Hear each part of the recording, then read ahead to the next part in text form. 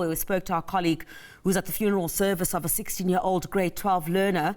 That funeral service is currently underway in Olifantshoek village outside Giyani in Limpopo. That's the funeral service of Sagwadi Baloyi-Mathye, who's one of the 14 learners that died when that scholar transportation vehicle collided with a truck, in fact, in Vanderbijlpark. That was last Monday.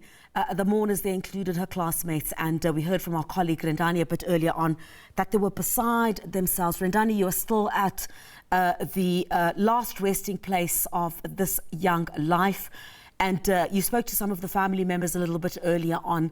I can only but imagine the emotions that the classmates are going through. This is such a horrific moment for this family, and I guess for the rest of the country and the learners, you know, who have got to come to terms with never seeing this young life again. Yes, indeed, Criselda. You can imagine no parent has to bury their own child. The funeral service has concluded, Criselda. We are still at the cemetery where Sagwadi Baloyi-Mathye, one of the 14 learners who were involved in the scholar transport minibus and truck crash. Just moving out of the shot, Criselda, just to show you the grave where Sagwadi Baloyi-Mathye has rested.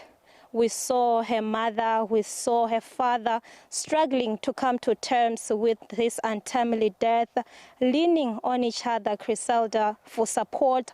We also saw her fellow learners, her classmates are here in support, just to bid farewell and to pay their last respects to Sagwadi, who passed away when nobody expected.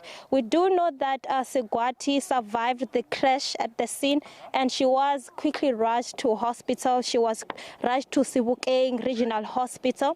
Just 2 days after, Criselda, she succumbed to the injuries that she sustained.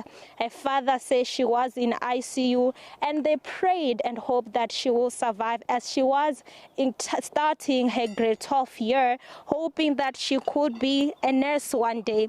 That was Sagwadi's dream, to be a nurse. Just after matric, she wanted to be a nurse, Criselda, but unfortunately she succumbed to her injuries.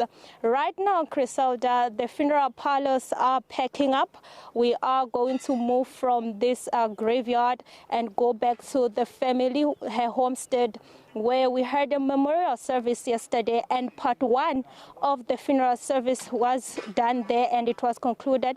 And right now we are at the cemetery, and this is where Sagwadi has rested, and her family paid their last respects to their daughter, as well as her close classmates. They paid their last respect.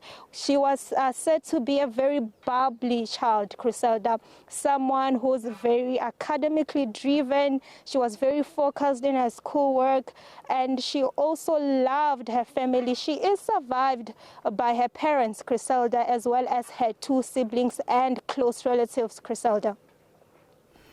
Rendani, thank you very much indeed. Most of these families still struggling to come to terms with the loss of their little ones, and those funeral services are still underway. As I indicated last weekend, we had some of the other funeral services taking place. Thank you very much indeed, Rendani, for your reportage on that particular funeral.